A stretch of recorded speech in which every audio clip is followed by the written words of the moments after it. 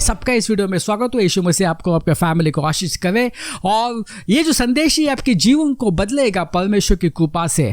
और यदि आप आज बीमार हैं तो ये संदेश को आप अंत तक सुनना।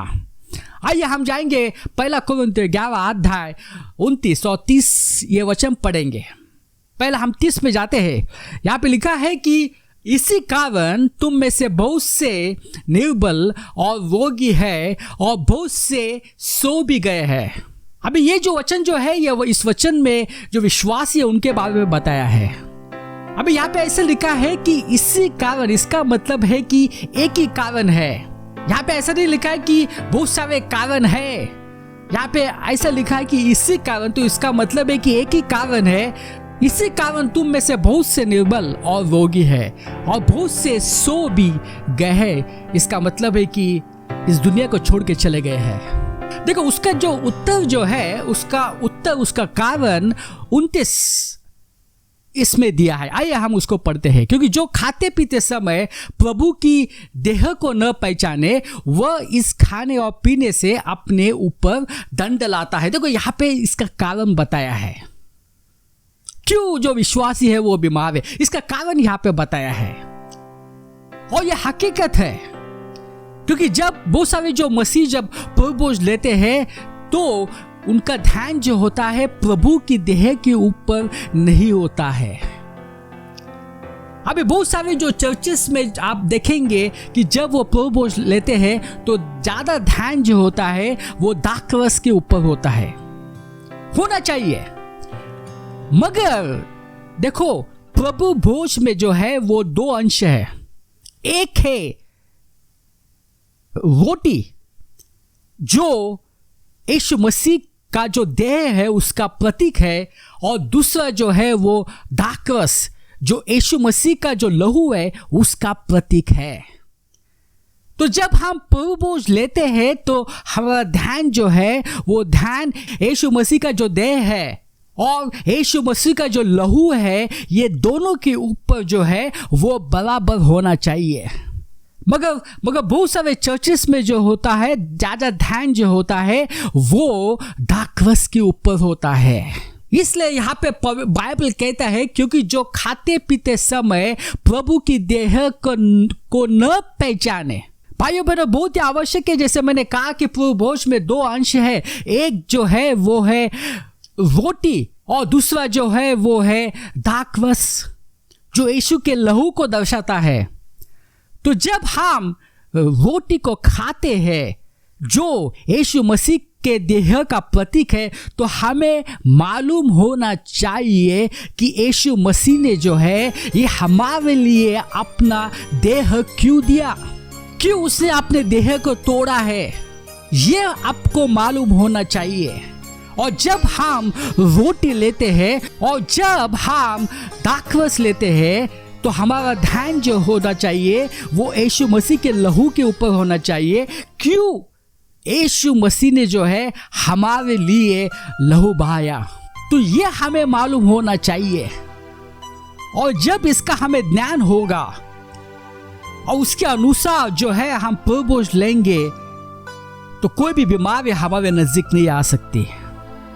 कोई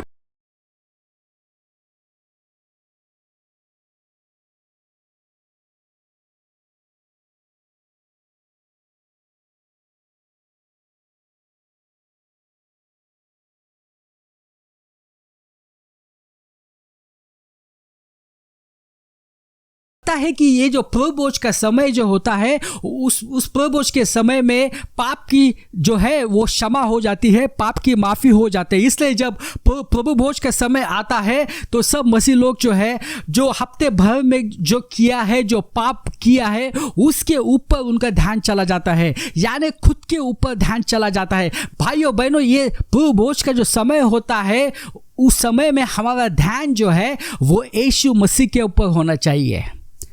जो यीशु मसीह ने जो क्रूस के ऊपर जो महान काम किया उसके ऊपर होना चाहिए। जो देह जो है वो हमारे लिए दिया है उसके ऊपर होना चाहिए। जो लहू हमारे लिए जो बहाया है उसके ऊपर होना चाहिए, मगर हमारा ध्यान यीशु मसीह के ऊपर नहीं होता है। हमारा ध्यान जो होता है खुद के ऊपर होता है, और हमें लगता है कि ये जो समय जो है ये हमारे पाप के अंगीकार के लिए है और हमें पाप की माफ़ी मिल जाएगी। भाइयों बहनों, ये बाइबल के अनुसार नहीं है। प्रभुभोज का जो समय होता है हमारा ध्यान यीशु मसीह के ऊपर होना चाहिए। आइए हम आगे पढ़ते हैं। हम जाएंगे पहले कुरिन्थियों 11 अध्याय 26।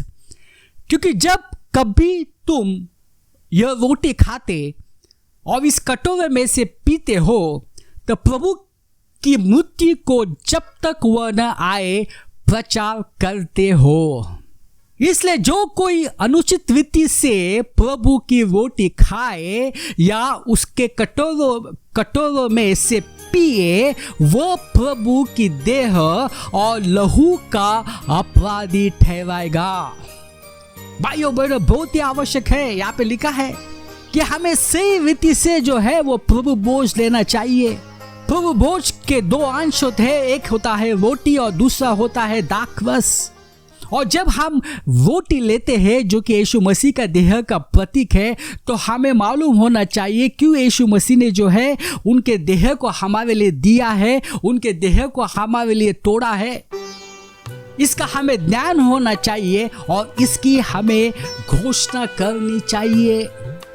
और वैसे जब हम दाखरस लेते हैं तो हमें मालूम होना चाहिए कि यीशु मसीह ने जो है हमारे लिए लहू क्यों बहाया है। आइए हम जाएंगे पहले कुरिन्थियों 11 अध्याय 23 वचन पढ़ेंगे हम। क्योंकि यह बात मुझसे प्रभु से पहुंची। पौलुस कह रहा है कि ये जो बातें जो है, ये जो प्रभु भोज के बारे में जो बातें हैं मुझे प्रभु से पहुंची है और मैंने तुम्हें भी पहुंचा दी कि प्रभु यीशु मसीह जिस रात वो पकड़ाया गया रोटी ले ली और धन्यवाद करके उसने तोड़ी और कहा कि वह मेरी देह है जो तुम्हारे लिए है, मेरे स्मरण के लिए यही किया करो। देखो क्यों यीशु मसीह ने जो है अपना देह को तोड़ा है, वो ये मालूम होना चाहिए। उसका उत्तर हमें मिलेगा यशायाह 53 में। यहाँ पे क्या लिखा है बाइबल में? परंतु वो हमारे ही अपराधों के कारण घायल किया गया, वो हमारे अधर्म के कामों के हेतु कुचला गया, हमारी ही शांति के लिए उस पर ताड़ना पड़ी कि उसके कोड़े खाने से हम चंगे हो गए। क्यों यीशु मसीह ने अपने देह को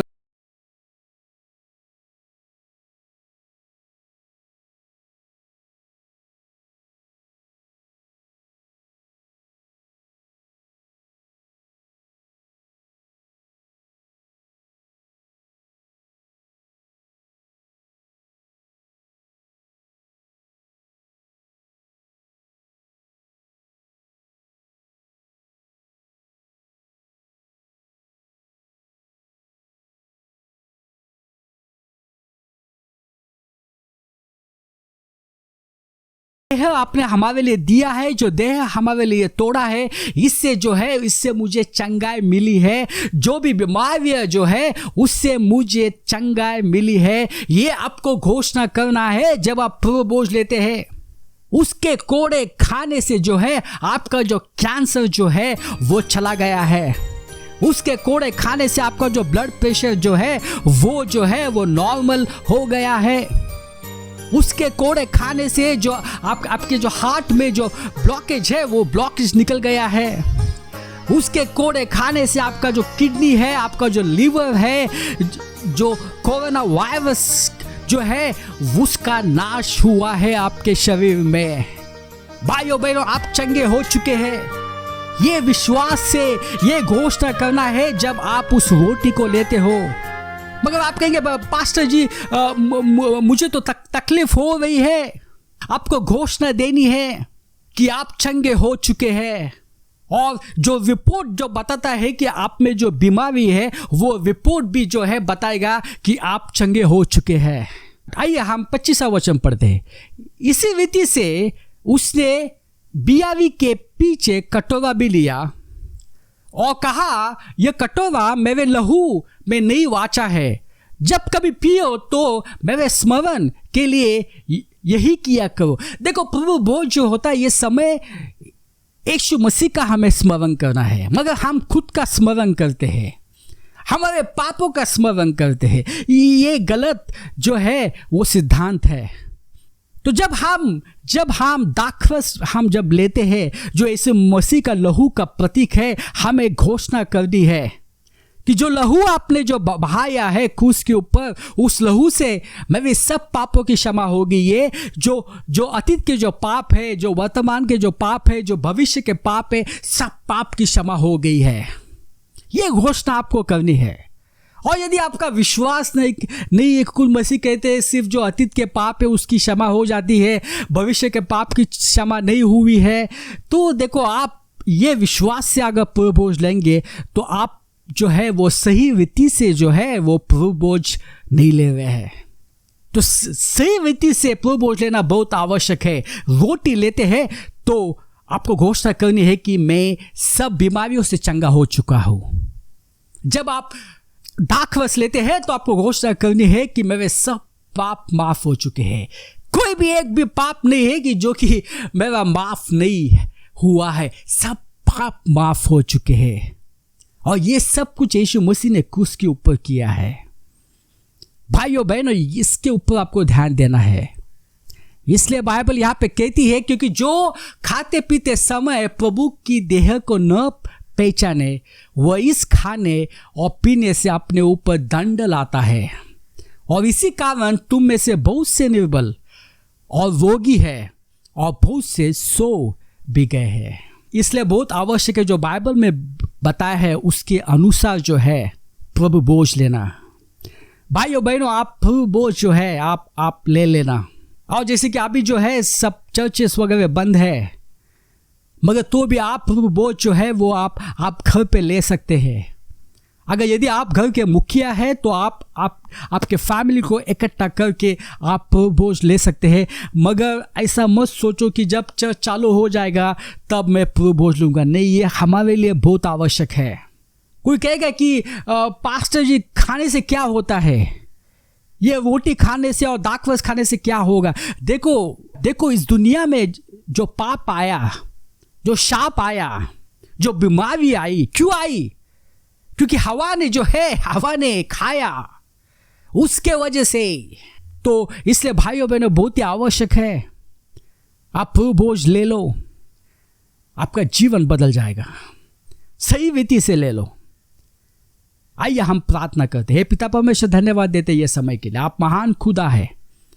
हम धन्यवाद देते कि जो महान कार्य आपने क्रूस के ऊपर किया है, इससे मैं आज़ाद हो चुका हूँ। ये सब प्रार्थना यीशु के नाम से करता हूँ, आमीन।